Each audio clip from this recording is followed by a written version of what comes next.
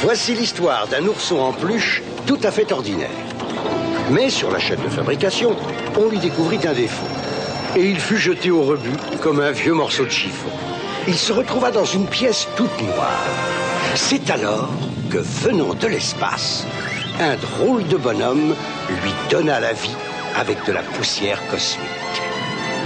Puis il l'emmena dans un nuage magique où la bonne fée nature, à son tour, lui donna des pouvoirs surnaturels.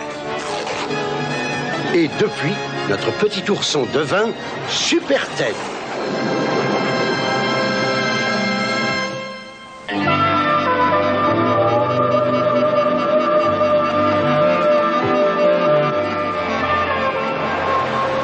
Les eaux bleues du Pacifique Sud. Ici, au milieu des coraux multicolores, vit une faune aquatique variée, parmi laquelle nous trouvons les huîtres perlières. Une jeune fille plonge pour récupérer ses huîtres, comme l'ont fait ses ancêtres depuis des millénaires. Elle les ramasse au fond de l'eau, et lorsque son filet est plein, elle remonte à la surface pour se retrouver face à face avec un inconnu. À plusieurs milliers de kilomètres de là, un ourson dort dans sa cabane perché sur un arbre. SOS, SOS, au secours, répondez. 1000 milliards de comètes. Parlez-moi de Paul Biel. Mais que se passe-t-il? Mon Dieu, c'est la radio vidéo. Quelqu'un est en danger. Au secours, Super Ted. Venez nous aider. 3 hommes ont envahi notre île. Ils nous volent nos perles, déciment nos hôtes. Oh non! Mais j'ai reconnu ce lasso. Il appartient à Tex. Allez, allons-y vite. Debout, Spotty. Bon, regardons la carte. Il y a plus d'îles dans le Pacifique Sud que de taches sur un léopard. Bon, sang, j'enfile ma fusée portable. Et moi, je vais avoir besoin de mon mot magique et secret.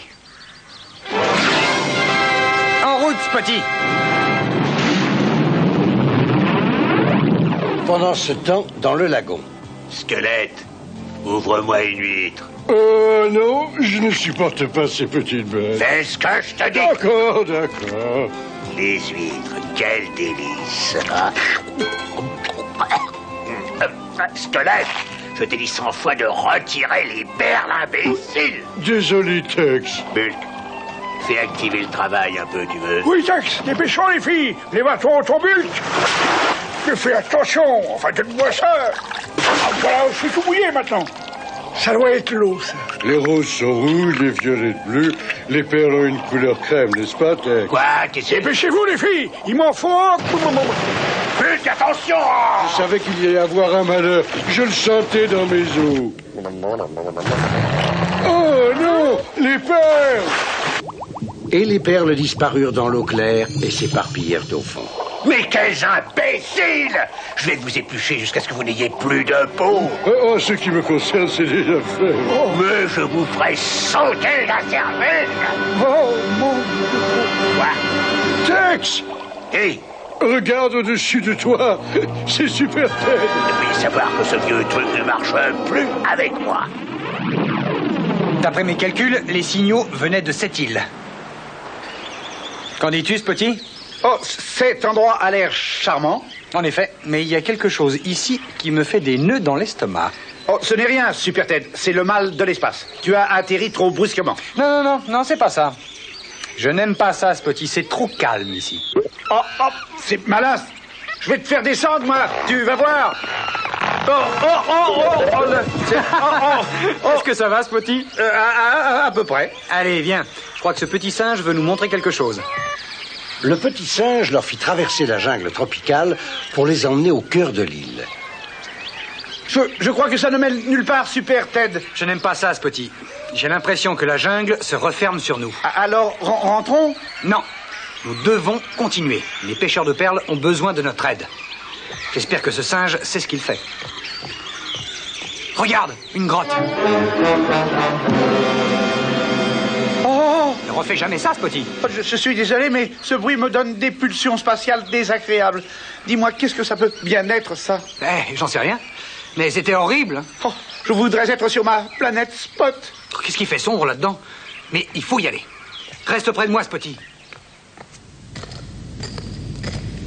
Super Ted, vous avez reçu mon appel. Dieu merci, vous êtes là. Mais j'ai peur que ce soit trop tard. Nous ne pouvons pas sortir. Ces barreaux sont beaucoup trop gros pour les casser. Qu'est-ce qu'il faut faire, Spotty? Essaye d'écarter les barreaux. Mais je ne pourrai jamais, Spotty. Moi, je suis beaucoup trop petit. Essaye, Super Ted. Essaye. D'accord, d'accord.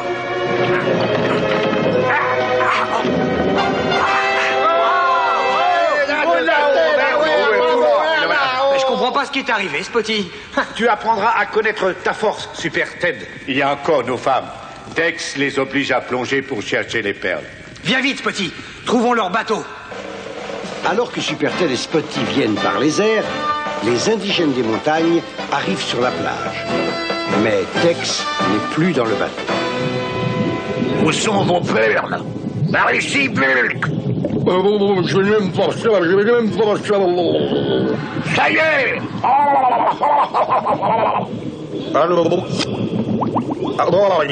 Et lâche mon chapeau, alors! Tu sais nager, Spotty? Non, c'est rien.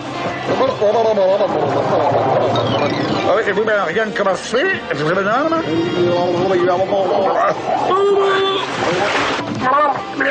À moi! Je vais être riche comme un pétrolier de Dallas! J'ai été trahi! La pierre!